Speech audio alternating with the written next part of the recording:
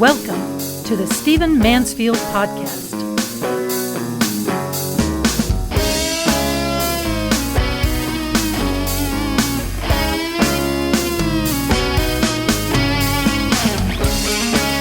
Well, welcome to the Stephen Mansfield Podcast. I'm so glad that you're with me. I hope you're having a marvelous summer and enjoying some rest and some retooling in preparation for an awesome fall.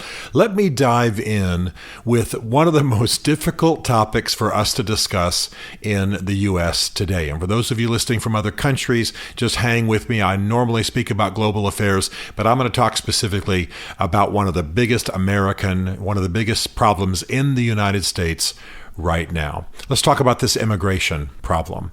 You know as well as I do that we've got people pouring over our southern border, and the standard response of the U.S. right now is to arrest them and treat them as criminals. Now, that was the specific testimony of the head of ICE up on the Hill this past week in Washington, D.C. That is the specific testimony of the officials that what the U.S. does is regard people who are trying to cross our borders as criminals, and thus they treat them under U.S. law. This, by the way, is the reason that children are separated from their parents. If I should, God forbid, abuse my minor children, I don't even have minor children, but I'm just using an illustration here. If I should abuse my minor children, I am arrested and they are separated from me and put, quote unquote, into the system. If I commit a crime and I am arrested and I have minor children, they are taken from me. If I commit a crime with a child that's mine under my arm, I am arrested and that child is taken from me. So that's what's happening regarding our southern border. We have people coming up through Mexico. We have people trying to cross our border illegally. They are arrested and then treated as American criminals under American law. Now, I'm going to say something fairly radical, and it's going to sound like I'm real bigoted, but I'm not. I'm actually the opposite. I believe that this is the flaw in the current American immigration plan, that we regard people crossing our borders as American criminals and we treat them under American law. So we take people who are already weakened by their journey, who are already perhaps harmed, perhaps hurt, perhaps diseased in some ways from their journey and from being in crowded situations before they come across our borders. Then they come across our borders. We arrest them and thus take responsibility for them. We also separate parents from children. So now we've got thousands of children in the United States that we have removed from their families, and we are taking responsibility from them. Some of them are already sick. Some of them are already wounded. Some of them are already deformed. They have special needs like all children do in the world. I'm sitting in Nashville, Tennessee right now. You take any group of 5,000 minor children, just go to the mall and capture the first 5,000 children that you can, and they're going to have a variety of needs, aren't they? They're going to need medication. They're going to have sicknesses. They're going to have weaknesses. They're going to have deformities. That's just what it means to be human. What we're doing, though, is we're taking responsibility for those children apart from their parents. Then we are processing their parents as criminals. The second stage in this is that we can only hold the parents for so long under American law, and so then it's very common for the courts to order that these people are released in the United States.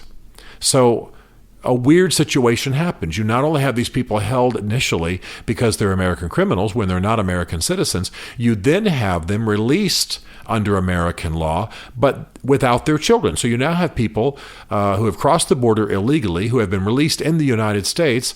Therefore, their attempt, their illegal activity is in a sense rewarded, and at the same time, their children are still not returned to them because our system is messed up. Now, I want to suggest something. I want to suggest that this is a fundamental flaw in our approach to the to our southern border. And I want to suggest that what we should be doing is refusing them entry completely, not taking them in as criminals, but returning them across the border. Then what we do is we make Mexico responsible for them, and we provide aid to Mexico for caring for these people on their side of the border. Now, I sound like I might be echoing Donald Trump. Trust me, I'm not. I think our problem is that we bring them across the border and take responsibility for them. This is not only a PR problem, this is a health problem, it's a human problem, it's a humanity problem.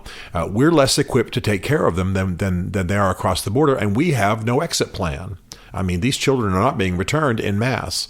And while I think some Congress people have gone down there and really made ICE look ridiculous and lied about them, in fact, I mean, I've spoken to some ICE officers, and they've said that the lies that were told by a congressional delegation down there were unbelievable, and they're enraged by it.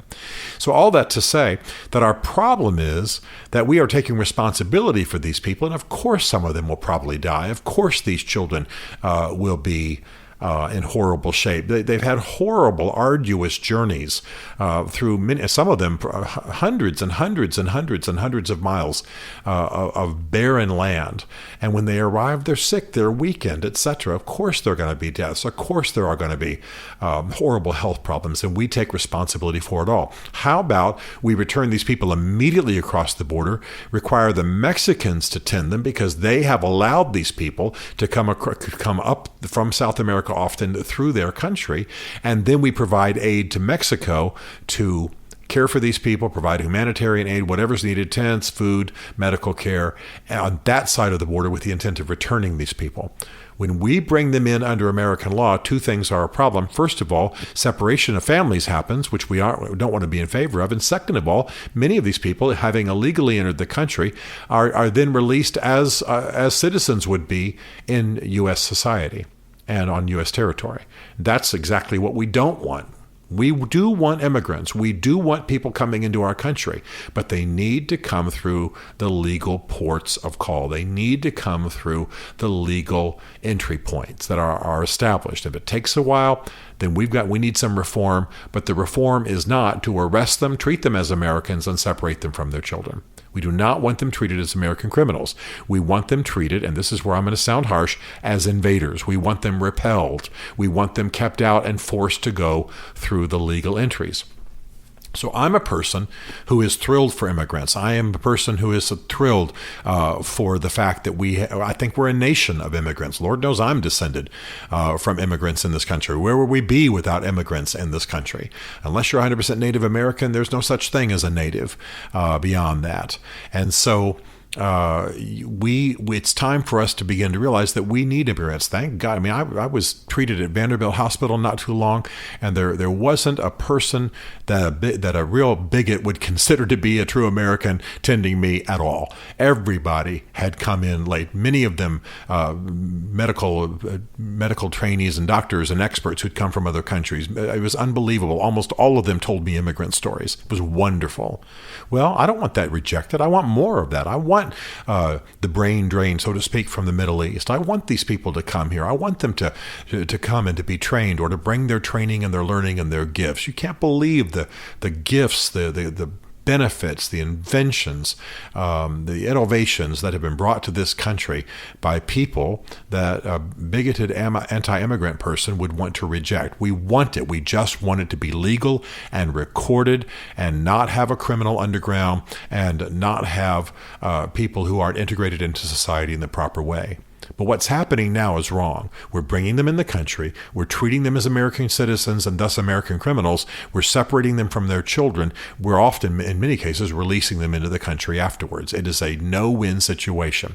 We must repel them at the border, make sure they're cared for and that humanitarian aid is provided, but require those countries who are facilitating their progress to our border to deal with the situation. Then we need immigration reform so that our legal ports of entry, the whole system runs better, is better fine-tuned, more fine-tuned, and allows people to come in legally. We probably won't be able to take care of everybody who's trying to come into the country, but at least we'll have a system for bringing people people in and providing humanitarian rescue where it's needed in the world in a way that will benefit our country and also be a humanitarian force in the world. This seems just, this seems right, this seems accountable, this keeps families together, which I, as just a human being, but also a Christian, want to see.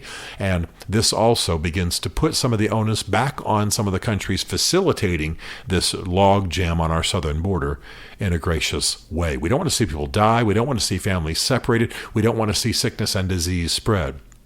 We can provide humanitarian aid across the border for a fraction of what we're doing now, care for these people and get them returned, or force them, as it were, through proper channels to go through appropriate legal ports. And where there are serious persecution and serious threat of death, we can have special processes for that. We need broader immigration reform. But bringing them across the border, treating them as American criminals under American law is the worst option, because it not only allows them to accomplish the goal of entering the country when they're not prepared for it, it also separates family and has actually led, I'm sure inadvertently, of course, to death. And no, I don't believe these rumors of sexual abuses and all this stuff. I think people are just lying about ISIS. I don't believe anybody's about ICE. I'm sorry. I don't think anybody's drinking out of a toilet who doesn't want to. The facilities are good. The facilities are sound, and ICE is doing the best job it can do. It's the policy that's wrong. It's time for Washington to get its stuff together. Okay, I'm ranting and I'm raving because I care about the people coming across our borders. I care about our ICE agents. I care about our country. And the failure, quite frankly, is a lack of testosterone, a lack of drive, a lack of intestinal fortitude and courage in Washington, D.C. to provide a sane and compassionate immigration system. Okay, that's where it is. That's what I'm hoping for. Everybody does better if we stop bringing them in and treating them as American criminals, and thus later releasing them and also separating them from their children. This is a foolish policy, and we can do better. We can do better, and we ought to. Stephen Mansfield is a New York Times best-selling author, a popular speaker, and a frequent faith and culture commentator on Fox and CNN. His groundbreaking books on faith and society include The Faith of George W. Bush, The Search for God in Guinness, Mansfield's Book of Manly Men, and Lincoln's Battle with God. Learn more at stephenmansfield.tv.